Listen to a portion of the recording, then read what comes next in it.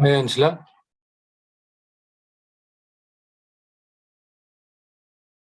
Hello. Hello, hi. Hi, David.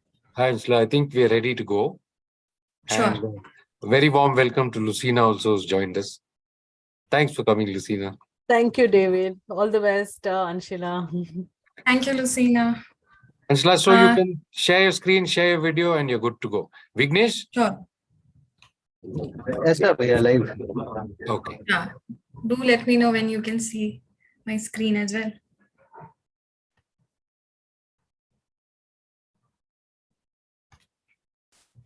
Yeah. Yeah, perfect. So first of all, good evening, everyone, and very warm welcome to our webinar, which is Gherkin Language and Beyond. So we'll talk about more in further slides, but before that, let me just tell me something about myself.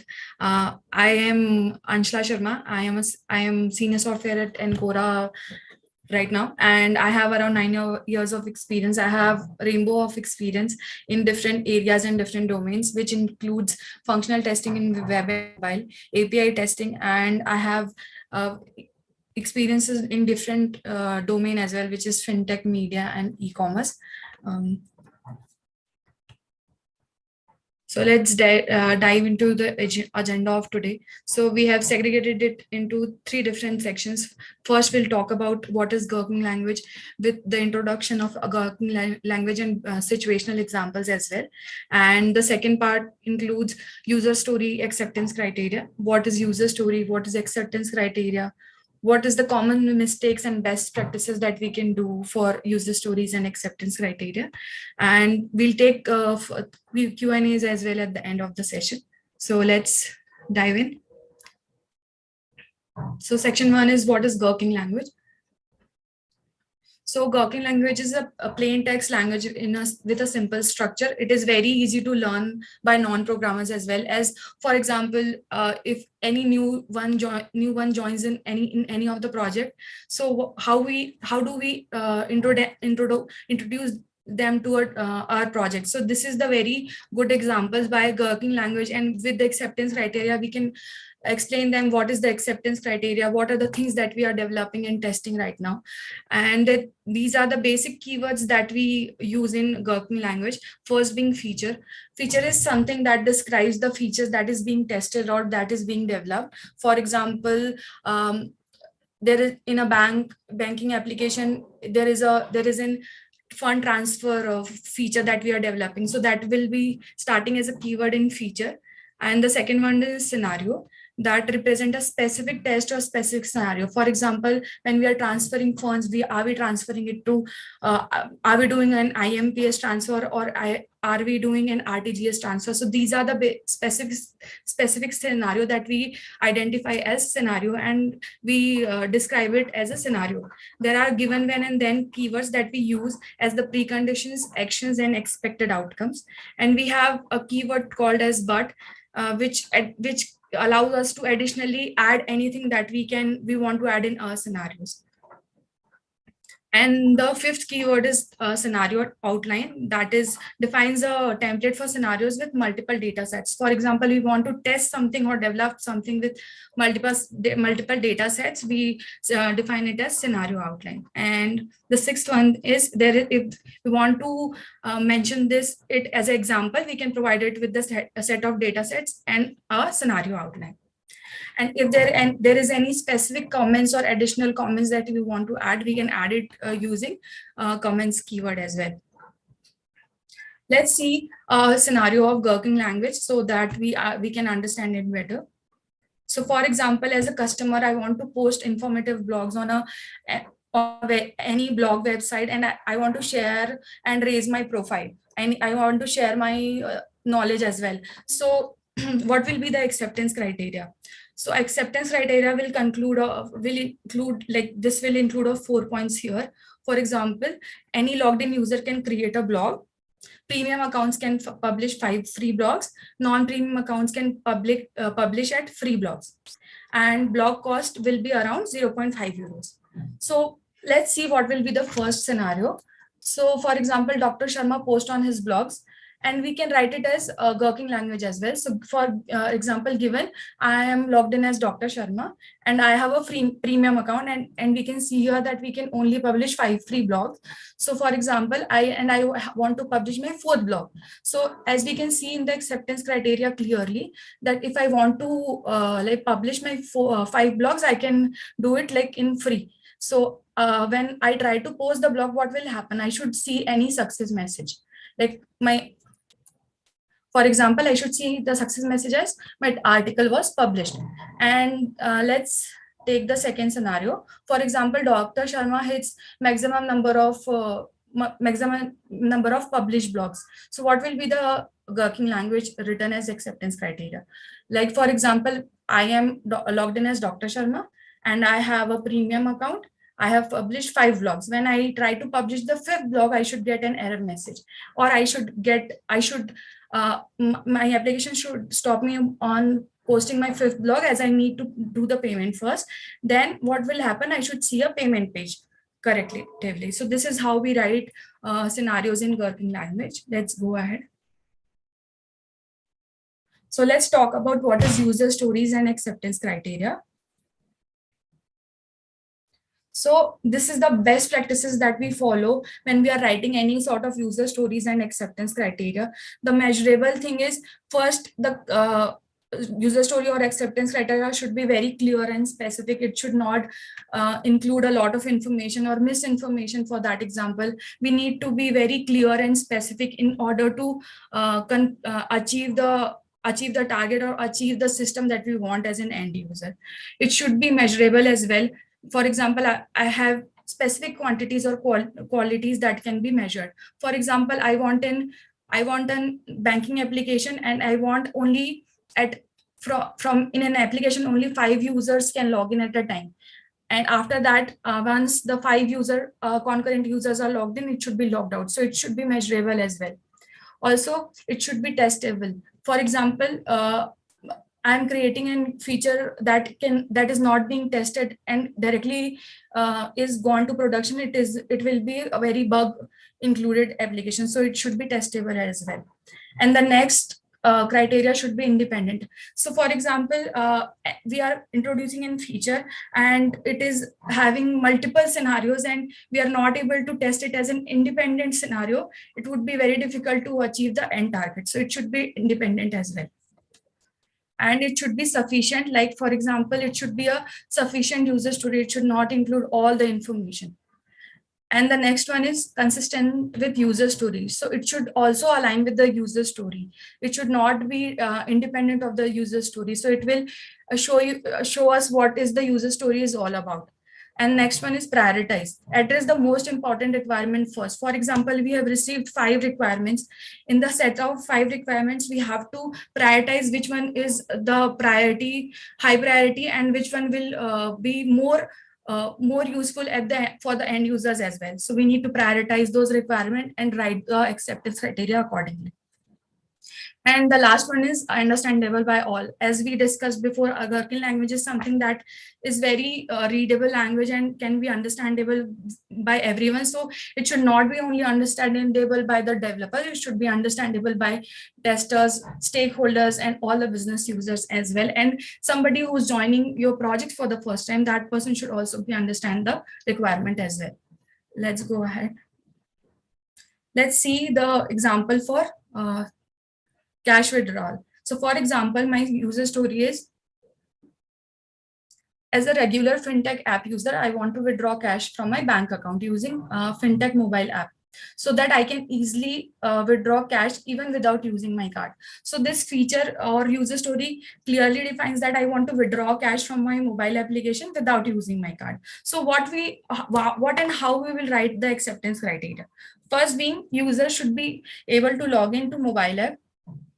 Another would be user can enter the desired amount to withdraw. Third is desired amount is within the user current balance. So for example, I have a saving account and my withdrawal limits is only 50,000. So it should be within that limit only. And the fourth one is account are updated concurrently after validation, and email in app confirmation of transaction are sent to the user. So these are the acceptance criteria that will be written. in your user story, and using this user story we can write the scenarios and even our test cases, so that developers and tester all of all of the stakeholders can understand the acceptance criteria better, and we can achieve the end goal together. The next one is, how can we prioritize our acceptance criteria? First of all, we have to understand the user story. First, we have to gain the clear understanding of the user story and its objective, like what are we trying to achieve and what is our end goal. And then after that, we need to understand that we have to collaborate with a lot with the stakeholders in order to achieve the end goal together. For example, I am a developer and I want to achieve something, but stakeholders are not clear about something. So we need to communicate that to stakeholder as well in order to achieve the end goal. So, and the third one is break down the user stories. So there might be chances where the user story have like 13 story points, and we cannot develop or test that particular user story in a short span of time or within the sprint. So what we will do is we will break it into smaller task or functionality, and we'll try to test them and development sprint wise. So that way we can break down the user story. The next one is we should use the SMART criteria. What is the SMART criteria? It ensures that acceptance criteria are specific, like to the point, measurable, where we can measure it, achieve it with achievable means that we can achieve it within a sprint, not beyond the sprint, relevant and time bound. It should be relevant to the current features that are upcoming, and also time bound, like for example, we can like finish it within the sprint, or we should not take it beyond 3 weeks or something to develop and test as well. And the next one is prioritize based on importance and risk. As we discussed it earlier, we have to prioritize our acceptance criteria beyond as based on risk and importance of the user story. For example, I have a user story where thousands of customers should be onboarded on a banking application, but after thousands of users, application is breaking down. So we need to prioritize that, like how can we validate those and understand. So we have to prioritize those requirements first and understand what is the potential user story that we are going to take next, and is this affecting multiple users or not. The next one is validate with users to business representative. So we have to always validate the requirements with the business users, because we are developing something that business wants, not something that we want. So we have to continuously be in touch with the end users and business people to understand their requirement and ensure that we are exactly capturing those behavior and meet their expectation as well. The next one is refine and iterate. So there might be chances in your sprint that multiple times business people can come to you as a developer or a tester. You have to change the requirement multiple times, and this is called refine and review. So make sure that you are reviewing the acceptance criteria as needed. Iterate with the stakeholders to cooperate their feedback and make necessary adjustment whenever it is needed. And once that is ready, you can go ahead and write your code and develop the application, and testers can go ahead and write their scenarios as well. The last one is review and adjust priorities. Regularly reassess and adjust the priorities of acceptance criteria, because there might be chances that business can come to you and say that there are 5 user story, and I see that the second one is the most priority one or the high priority. So we have to make those adjustments, and we have to pick the most or highest priority user stories first, and then we will develop it the next one. So these are the main main points to keep in mind when we are prioritizing acceptance criteria. Let's go ahead with the next one.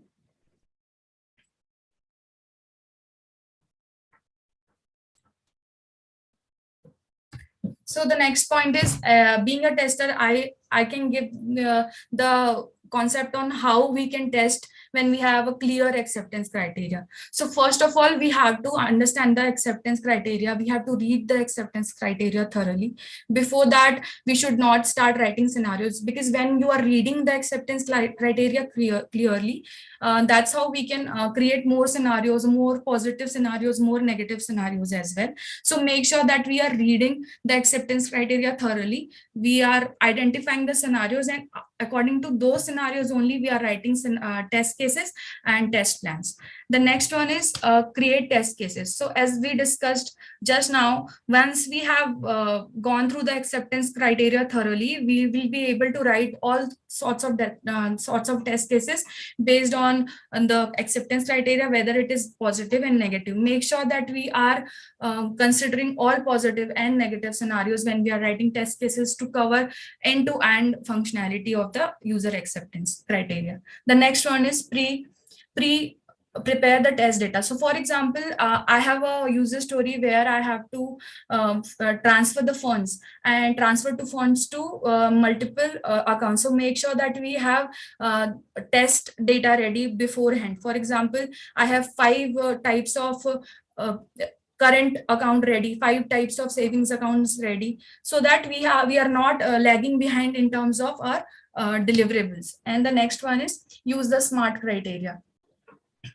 So run the test cases by performing the specified actions. Also compare the actual result with the expected outcomes based on the acceptance criteria. For example, we have 5 acceptance criteria. We have written out, for example, 20 scenarios and 30 test cases accordingly. So make sure we are always comparing our expected result to actual result, and record those results accordingly, and pass them and fail them accordingly.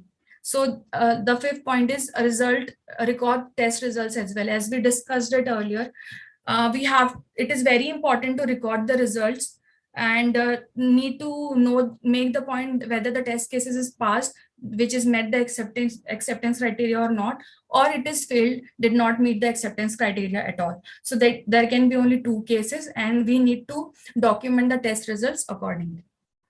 The next one is report and track defect. For example, there is an acceptance criteria and that is not meeting our expectation. And once that does not meet our expectations, we fail the test cases and we report it as a defect. Once we have reported that as a defect, it will be logged as a defect and developer will fix it. And once that defect is fixed, we will review those defects. We will review that defect. We will retest that defect and we can close that defect. Once all the defects are closed, and once we see this particular point where all the test cases are passed, we have documented all the test result and everything is passed, we can say that acceptance criteria is met and we can close it.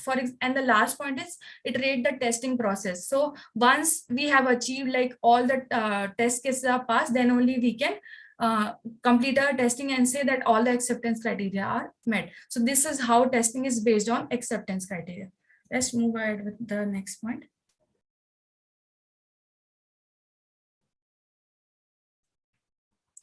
So when we talk about user story acceptance criteria, as we discussed it before, we need to collaborate a lot with the stakeholders, as they are the one who's deciding the business and they are the one who will be telling you the requirement.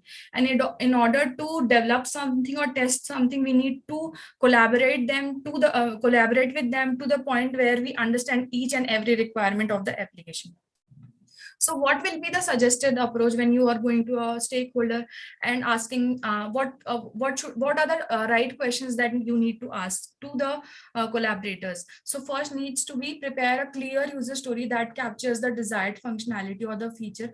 The user story should be always to the point. It cannot contain a lot of data or a lot of unnecessary data. For example, if you want to develop a login functionality, it should not consider the home page related stories as well. It should be only login functionality that you need to add. The second one is identify the relevant stakeholder involved in defining the acceptance criteria. So there will be different stakeholders for every modules per se, but you need to identify who will be the correct stakeholder for that particular functionality or for that particular area. You need to reach out to them as well. And you need to ask the right questions. The next one is schedule a collaborative session with all the necessary stakeholders. So make sure whenever you have doubts, whenever you are coming up with any sorts of problems while understanding the acceptance criteria and user story, make sure that you are arranging a collaborative session where you can just sit together and talk about user stories more in depth, talk about how we can develop it and how can we test it, what should be the right approach to test it. So this is how we can attain the end goal together. The next one is explain the purpose and importance of acceptance criteria. So we need to tell the stakeholders and even understand from them, like, what is the importance of this acceptance criteria, how many users it will access, and how many users will be using them, what sorts of users will be using that. So these are the questions that need to be asked at the right time, so that when we start the main work, it should not be back and forth. So it should be asked in at the start as well. So the next question, and this is the point that we have discussed before, that break down the user story into smaller and actionable tasks. So we don't have to like pick a huge story and just start developing or testing it. We have to make sure that we are breaking it down into smaller chunks and understanding that user story, and only after that we are taking actions on them. And the next one is collaborative, define specific. It should be measurable, it should be achievable, and it should be relevant and time bound. It should not be something that we are not able to like provide it in a certain sprints. So we need to make sure that we are breaking it into smaller chunks and providing it into a time bound scenarios. And the next one is document the acceptance criteria and share with the stakeholders for validation and feedback. So always remember, you cannot assume that whatever we are preparing is right, or whatever we are developing is right. We are always trying to develop something which business wants to. So we have to make sure whatever acceptance criteria or whatever user stories we are writing, we always have to make sure that we are reviewing, giving them to stakeholders for validation and reviews and feedback, and then only we can start working on them. The next one is reiterate and refine the criteria until everyone is satisfied and aligned. So for example, there might be some acceptance criteria where developers and testers are not being aligned, where stakeholders and developers are not being aligned. Maybe they think that stakeholder might think that it can be developed in 2 weeks, but developer think it otherwise.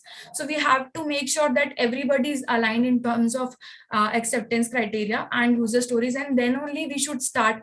And that is the reason we provide story points to any of those acceptance criteria, so that everyone understood the timelines and the complexity of the user story. The next one is prioritize the acceptance criteria based on importance and dependencies. So always prioritize the acceptance criteria. So for example, there might be three important user story that is coming up, but we have to understand which one is the most important and which will affect the most users, and which will benefit the business the most. And that way we have to prioritize our acceptance criteria, and we have to be to decide the importance and dependencies. The next one is incorporate the criteria into the project management or development process. So always make sure that whenever we are writing any acceptance criteria, business is being affected, or always make sure that project management is aligned with your acceptance criteria. It should not be haywire. Let's move ahead with the different. These are, so what we can say is we have understood what and how the acceptance criteria is written, but let's see what are the best practices, how we can write the acceptance criteria. So these are the few pointers where we can how we can write acceptance criteria. First being, let's be specific and precise, as we discussed earlier, that it should not be, the acceptance criteria should not include all the information. It should be always crisp and clear. So it should be clearly defined and expected behavior or functionality in precise terms. Let's see as an example, when a user adds a product to the shopping cart, the cart count should increment it by 1 and the product should be displayed in the cart summary. So for example, you log into any e-commerce website, you are searching for electronics, any types of electronics, for example, a laptop, and you go ahead and add them into cart. So that cart count should be always increased by 1. So you can see this is very specific and it is very precise and to the point. The next one is it should be measurable, use measurable criteria. For example, we cannot be very generic in terms of testing or in terms of development. So let's see an example. the API response time should be less than 200 milliseconds and for a concurrent load of 100 requests. So for example, I am testing an API and API response timing is less than or more than 200 milliseconds. So let's see here, like it is very measurable. The criteria is very measurable, and for a developer to develop an API and even for a tester to test this, it would be very appropriate. So this particular acceptance criteria is very measurable in terms of acceptance criteria. So this is the two best practices, and the third one is focuses on user value. So ensure that acceptance criteria reflect the value delivered to the end user. For example, the search result page should display at least 5 relevant items based on the user search query. So for example, I am going to any e-commerce website and I'm searching for any electronics devices. So the end user or the customer should also receive the 5 top rated or whatever is the search criteria that has been developed in acceptance criteria should be displayed. It should be always focuses on the user values. The next one is cover both positive and negative scenarios. So as we discussed before, as a tester, even as a developer, we have to always consider it is covering both positive and negative scenarios. So whenever we are writing acceptance criteria, we have to make sure that we are writing both positive and negative scenarios. We can see it as an example here. When a user enters an incorrect password, an error message should be displayed and the user should not be allowed to process the login. So we could have written like when a user enters an incorrect password, an error message should be displayed, but it will be an incomplete information where maybe I can log in as a user as well. So we have to like put all the information in our acceptance criteria. So we have to cover both positive and negative scenarios as well. The next one is avoid implementation details. Don't be specific on how the functionality should be implemented, but rather focus on desired outcome. So how the functionality is implemented is a part where developers will be discussing. As we said earlier, in Gherkin language, we write something which is very generic in English language, and we can understand in a plain, very simple language. So we don't have to write in acceptance criteria how we are going to develop it, what are the tools that we are going to take, how we are going to write test cases, how in what tool we'll be writing test cases. It should be a plain simple English requirement which can be understandable by everybody and anybody. Let's see the another one. Sixth is include relevant constraint or conditions. So you will have to make sure that you are always including all the conditions in the acceptance criteria as well. For example, in the checkout process should handle both guest users and registered users with existing profiles. For example, you log into any applications and you are just a guest user, you want to explore the application and just be out of it, but there might be chances that you want to register it as a user and do the further processing. So both the conditions should be the part of your acceptance criteria. The next one is collaborate with stakeholders. So as we discussed it earlier, this is some any business wants the end goal to be what they have suggested before. So we have to make sure that we are engaging with our stakeholders. For example, engage with the product owner, development team, testers, and end user to gather input and validate the acceptance criteria. And when everybody agrees and at the same point, we can start developing our application or the feature that we have discussed. The next one is keep them up to date. For example, as a new user, feedback is received, refine the acceptance criteria to address additional user needs or expectation. For example, in between, I want to add any feature and I am the one who's, so as a stakeholder, I am aware that this feature needs to be added, but I need, as a stakeholder, I need to inform development team, testing team, and team leaders as well in order to be consistent in terms of any feature delivery. The next one is use them for testing and validation. So for example, when a user enters an incorrect password, an error message should be displayed and the user should not be allowed with the login user. So for example, we are only not just validating positive and the negative scenarios, we are also testing all sorts of in and out values. So whenever you are trying to log in any application and you are not landing on your home screen, this comes under a negative scenario. So you have to validate additional features as well. The next one is iterate and refine. So we have to always refine the application in terms of to understand when developers are ready, and even the testers and stakeholders say that this is the output that we want and everybody agrees, then only we should start. And always we should refine our acceptance criteria with everybody's agreement. Let's see the next slide. So when we are writing acceptance criteria, we tend to make a lot of mistakes when we are writing it. Let's see the common mistakes that we do. So first is being vague and ambiguous.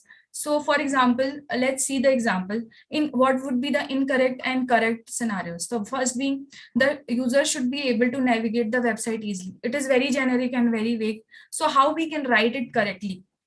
The user should be able to find and access the contact us page within 2 clicks from the home page. So you see here how specific we are being here, and this is how we are going to develop a feature. Otherwise, if we are saying that we should be able to navigate a website easily, it is very generic, and end user or web developer and testers cannot understand this. So this should be very, very generic. The next one is making assumptions. We cannot make assumptions as we are developing something. We have to always be aligned with stakeholders. So for example, let's see what would be the incorrect and correct format of writing the acceptance criteria. So incorrect format would be the system should generate reports. What reports? And we are just giving any we are just making exemptions. So let's see what will be the correct scenarios. The system should generate monthly sales reports in PDF format, including sales figures, product categories, and revenue breakdown. So that's how you see this is not an assumption. We are not generating just report. We are generating a very specific report. So we don't have to make assumptions. We cannot be vague. We just have to be very consistent with the acceptance criteria. The next being not being specific enough. So when we are writing any sorts of acceptance criteria and we are not specific, we won't be able to develop, test, and provide the end goal. So we have to be very specific. So for example, what would be the incorrect form of it? The search functionality should work well. But what would be the correct example? When a user enters a keyword, for example, I am entering mobile, in the search bar, the system should display relevant result with 2 seconds sorted by relevance. So this is very specific. It is not generic. It is very specific that system should be displaying result within 2 seconds. So that is how we are testing performance as well. We are also getting the required or desired result. And next one is including implementation details. So for example, as we discussed, incorrect would be the button should be blue. The correct should be the button should have a primary color that matches the branding guidelines. For example, we cannot give away all the informations, and we cannot include all the implementation details. It should be very crisp, and it should be relevant to the business. We cannot, for example, a website is entirely green and we are just making a button where it is blue. It does not make any sense. So we have to consider the business requirement as well. And we should always we should not include all the implementation details as well. The next one is ignoring negative scenarios. For example, I have written acceptance criteria, but I am not writing any negative scenarios. As we discussed earlier, for example, I am able to log in. I'm trying a wrong password. I'm just getting an error message, but after that also I'm able to log in, and I'm not testing it, or if I'm not developing it, it will be very wrong. So we have to consider all the positive and negative scenarios in order to write acceptance criteria. The next one is not considering edge cases. So let's see how it goes. When the form should accept user inputs. Okay, so there is a form where an end user have to enter any data, and they'll be able to save it. So let's see what will be the correct way to write an acceptance criteria. The correct way would be the form should accept alphanumeric character, which is very specific, special characters, and allow a maximum of 1,000 characters. It should not go beyond 1,000 characters. And you can see using this particular acceptance criteria, even you can write negative scenarios as well. For example, you should not be able to a user should not be able to give input beyond 1,000 characters. So, and user should not be able to enter anything other than alphanumeric character and special characters. So it should handle empty fields as well. Okay, and leading and training white spaces and display appropriate validation message. So this is how we should be like specific to the point. The next one is not prioritizing criteria.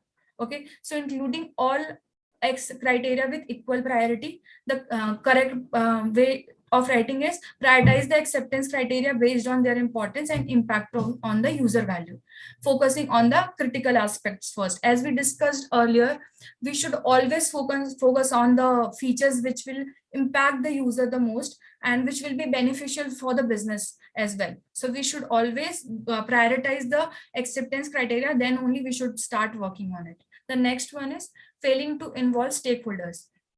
Let's see what will be the incorrect and correct way to involve any stakeholder. Writing acceptance criteria in isolation without consulting it with relevant stakeholder. As we discussed earlier, we should always discuss it with stakeholder in order to achieve what business want. And what would be the correct way to discuss it with stakeholders?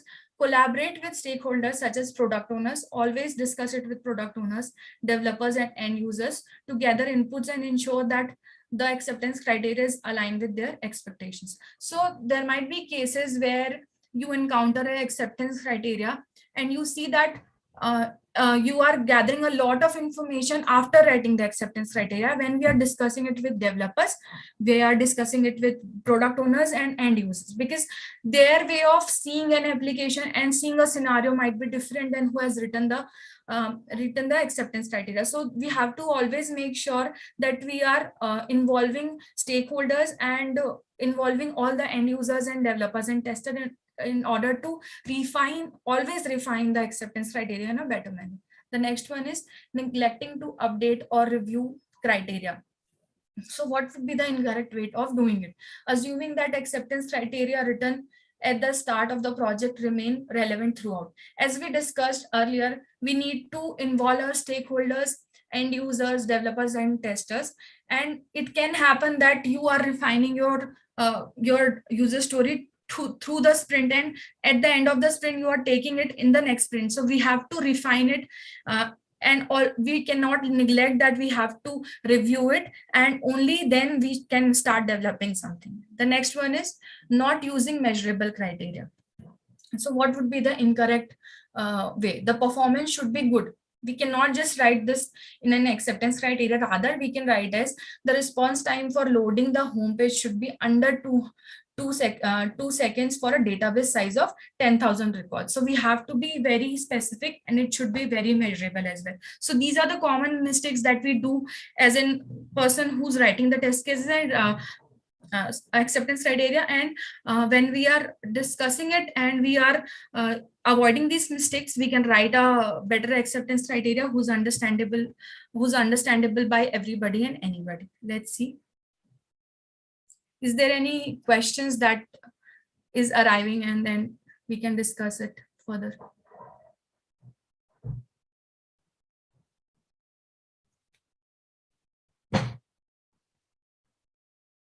We can take questions now.